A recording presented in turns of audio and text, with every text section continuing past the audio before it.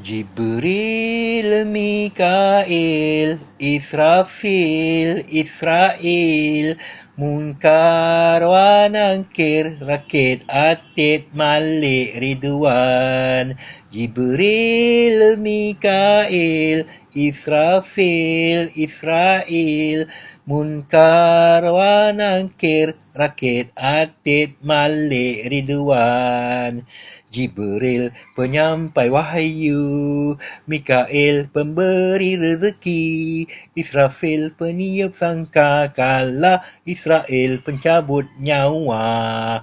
Munkar kan tanya amal baik, Nakir kan tanya amal buruk, Rakib pencatat amal baik, Atid pencatat amal buruk. Malik penjaga pintu neraka, Ridwan penjaga pintu syurga.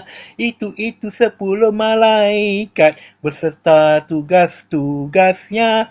Jibril, Mikail, Israfil, Israel, Munkar wa Nankir, Rakit, Atid, Malik, Ridwan. Jibril, Mikail, Israfil, Israel, Munkar wa Nankir, Rakit, Atid, Malik, Ridwan. Munkar wa Nankir, Rakit, Atid, Malik, Ridwan.